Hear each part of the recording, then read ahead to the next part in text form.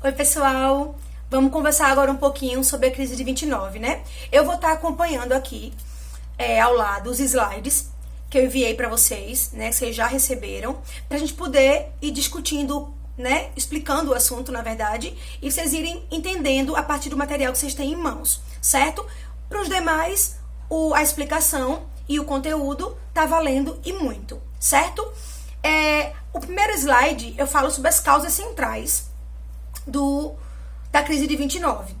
E aí a gente tem várias. A gente vai ter a expansão descontrolada de crédito bancário, emprestando dinheiro demais, né? Acreditando que a economia era aquela mesma da guerra. A gente discutiu isso em sala de aula. Vivendo num período de muita euforia, eles acabam se quebrando, né? Soltando muito dinheiro. E quando vão perceber, acaba colhendo uma inflação muito grande. Especulação financeira, é isso também. É quando você está especulando os mercados, né? Que a gente assistiu agora há pouco, né? Acontecendo não só no Brasil, como no mundo, com o caso do coronavírus.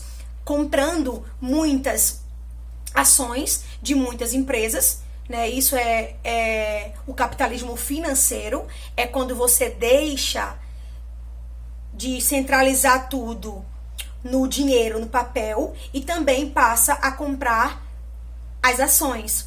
E essas ações são muito vantajosas, mas corre um risco absurdo quando você tem uma crise, né, dessa proporção. Superprodução agrícola e industrial. Falamos muito sobre isso, gente. Se a gente puder denominar em uma palavra o que foi a crise, né, dos Estados Unidos em 29, foi a crise da superprodução.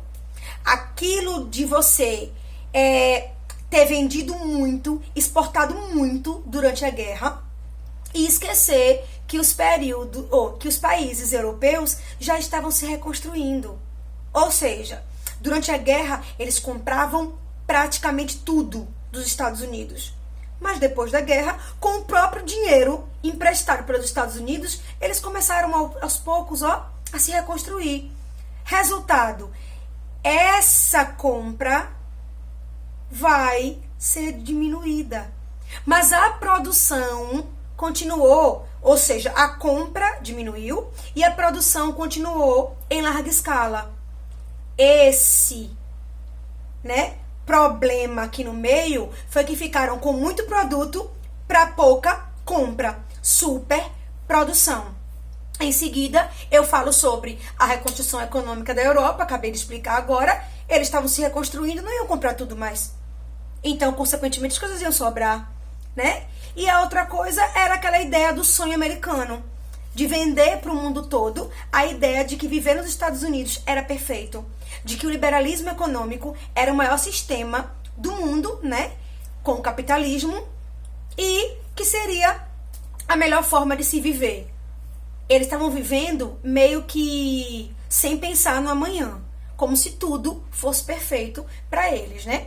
Aí nós temos o crack, né, ou a quebra da Bolsa de Valores de Nova York. Esse acontecimento, ele tem uma data, mas não vai ser uma coisa simples de você entender como começo, meio e fim. Ele tem a data inicial, porque a Bolsa quebrou no dia 24 de outubro, né, de 1929. Foi conhecida como a Quinta-feira Negra. E foi um desespero total. Gente, a questão social da crise de 29, ela foi absurda, né? Eram empresários morrendo, né? Literalmente, né? Se matando, infartando. Perderam tudo. Algumas pessoas tinham toda a sua riqueza em ações e perderam tudo. Se quiserem aprofundar sobre isso, tem vários documentários no YouTube que vale super a pena assistir. Documentário, vale muito a pena assistir, tá? Para vocês poderem ver, né? Visualizar essa realidade. E aí você vai ter o quê? Falência de 9 mil bancos, 85 mil empresas. Gente, estamos falando de uma crise drástica. A primeira crise sofrida pelo capitalismo no seu país, de maior representação naquele momento, né? Até hoje. a economia mais rica do mundo. Já era nessa época e ainda é até hoje. Queda de 85% no valor das ações. Redução salarial de 60%. Desemprego, 13 milhões somente nos Estados Unidos. Lembrem-se que essa crise, ela teve impacto no mundo todo. Financiamento de regimes totalitários, falamos sobre isso e é nosso próximo conteúdo. Crise econômica e recessão mundial. É muita coisa. Foi crise de verdade, né? Essa crise, ela vai desencadear uma suspeita sobre o regime, né, o sistema capitalista. E aí, o liberalismo, ele vai sofrer críticas pesadas. E essas críticas, elas vão abrir margem, espaço para os regimes totalitários, né? Iniciado pelo fascismo de Mussolini na Itália. Nosso próximo conteúdo é fascismo e nazismo, tá? Itália e Alemanha, e depois a proporção disso como herança para o mundo, infelizmente, certo? E aí você vai ter milhares de acionistas vão se aglomerar de frente à bolsa para esperar o resultado, na esperança mesmo de que tivessem uma boa surpresa. Não teve, né? A quebra foi total mesmo e não teve como salvar as milhares de empresas, né? Mundialização da crise capitalista. Quando a gente fala em mundialização, é para dizer que como é que uma crise ia afetar os Estados Unidos, maior economia do mundo, o maior credor do mundo, quem mais emprestava dinheiro no mundo, como essa crise vai afetar esse país e não vai afetar os menores, né? E não vai afetar os países da Europa e o Brasil, minha gente. O Brasil foi totalmente afetado, levando em consideração que os Estados Unidos era o maior comprador do nosso café e o nosso café era o maior produto de exportação do Brasil. Chegava a determinar 60%, né, da nossa economia estava nas mãos do café e dos seus barões do café. A crise dos Estados Unidos, ela vem para o Brasil, só que ela pega no Brasil de uma forma muito forte, porque o Brasil não tinha estrutura, muito menos política pública, social, para suportar. Olha só, a gente está falando da década de 20 do século passado, ou seja, 100 anos, vamos colocar assim, tá? Que é um pouco menos, mas vamos colocar assim. E hoje? Cadê as políticas públicas? Cadê hoje, com a crise, né, histórica, já entrou para a história da pandemia do novo coronavírus, e a população mais pobre, carente, continua do mesmo jeito. Vão ficar desempregados, estão passando fome, e não foi diferente naquele Brasil da década de 20 do século passado, com a crise de 29, e que aprofundou durante a década seguinte, a de 30. Então você vai ter drástica redução do crédito dos Estados Unidos, ele vai passar a emprestar muito menos para o mundo. Elevação de tarifas alfandegárias, ele agora vai cobrar muito mais caro em cima das importações. Isso se chama protecionismo. O país se protege, se fecha e diz assim, eu quero é vender, não quero comprar não. Então, quem aqui dentro quer comprar o que vem de fora, vai pagar bem alto por isso. Aí o povo, para se livrar desse preço, acabava comprando do próprio país, né? Tentando reduzir com isso a crise de superprodução. Eliminação de importação de supérfluos, fragilidade política e econômica do capitalismo. Já foi explicado, a gente já entendeu.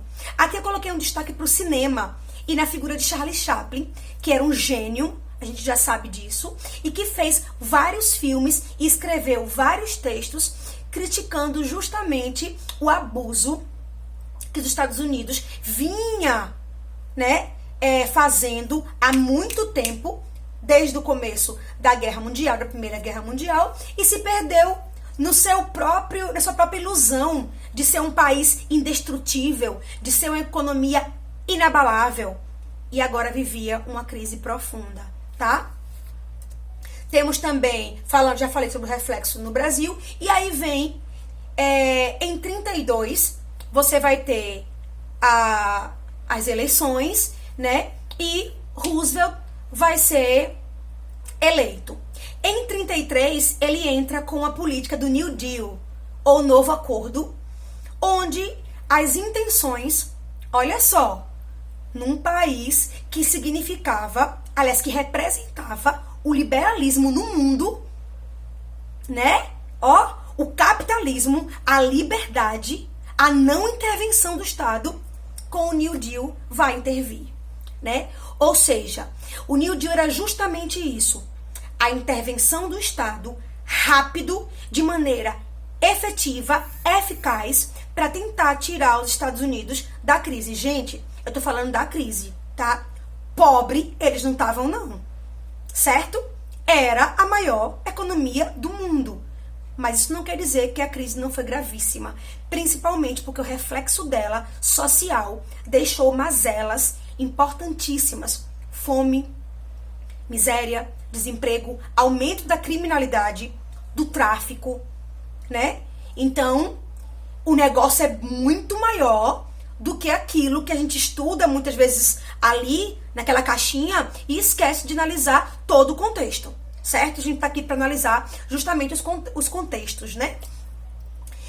Os sopões eram muito comuns, eu coloquei no slide de vocês, fazia fila pro pessoal receber sopa de doação para de fato não morrer de fome, de tamanha pobreza que os Estados Unidos passou. E aí, o que o New Deal vai ter realmente de eficiência? É a promoção, olha que interessante, vai ser a promoção por parte do governo em obras públicas. Eu cheguei a comentar isso com vocês. Ele vai começar, no caso o Roosevelt, né, que a teoria, a ideia toda dele, ele vai começar a construir rodovias, ferrovias, escolas, hospitais. Sabe para quê? Para conseguir justamente gerar emprego. O intervencionismo é importante aí e crucial para começar a tratar da crise. Ele vai começar a construir hospitais, escolas, que mais? Aeroportos. E aí, o que é que vai acontecer? Esse emprego do operário da construção vai fazer com que a economia reaqueça, porque o empregado, ele paga aluguel, ele paga imposto e ele consome. Foi assim que ele conseguiu reativar, fazer voltar a economia dos Estados Unidos.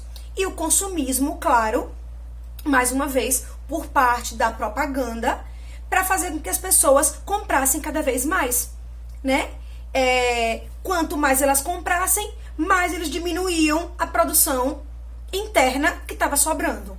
Então, protecionismo, consumir o que era do próprio país, cobrar mais caro no que era importado para evitar a importação e obras públicas para geração de emprego. Sim, tem uma coisa muito importante também, a redução da jornada de trabalho. Eu comentei isso com vocês, tem até num vídeo meu aqui também, primeiro vídeo que eu fiz, que eu faço uma relação da crise de 29 com o coronavírus. É bem interessante, e quem não assistiu poderia assistir. E aí, é mais uma coisa que ele faz, a redução da jornada é o quê? É você trabalhar metade do período e empregar outra pessoa na outra metade. Ambos vão receber meio salário, porque nasce aí também o salário mínimo.